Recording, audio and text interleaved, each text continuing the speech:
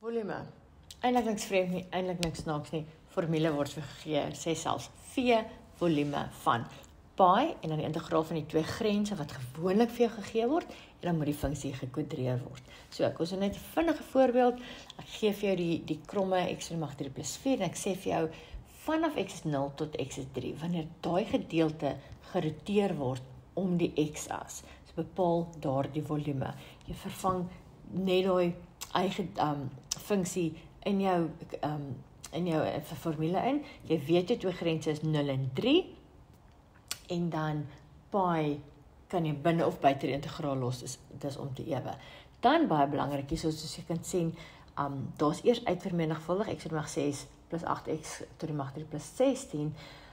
Daai tot daar moet jy wys, maar die res van die stappe hoef jy nie te wys nie. Daai hele gedeelte kan jy met jou sakrekenaar doen, maar obviously jou antwoord moet jy skryf en of jy dit in pi los of in 2 desimale afhangend van wat die instruksies sê en dan baie belangrik, dit is volume, so dis kubiek tot die mag 3. Right. En as gedeelte wat hulle dalk moeilik vir jou kan maak of jy dalk kan probeer uitvang is wanneer hulle vir jou twee volume vra tussen twee grafieke wat geroteer word.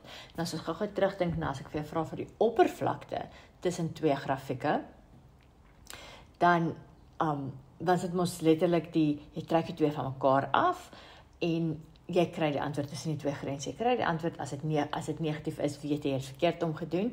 Die boonste een het jy eers die onderste een geskryf, jy kan dit of omdraai of jy kan net die absolute waarde daarvan vat. Die ding is met volume, dit werk nie heeltemal so. En baie belangrik met volume is jy moet dit apart hou.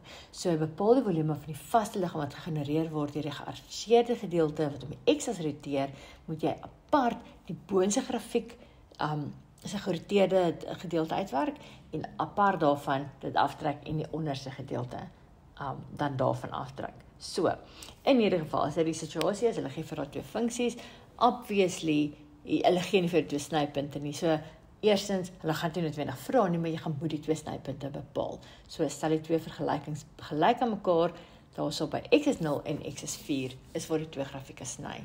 Nou weet jy, right, so die integrale van beide apart, van 0 tot by 4, baie belangrik, en soos ek gesê het, dit moet apart gehou word. So jy kan dit self as 1 skryf, jy kan het heeltemal apart hou, of jy kan skryf as 1, maar as die 1 funksie van 0 tot 4 word geïntegreer, obviously gekwadreer, en so ook die ander 1 apart, baie belangrik apart.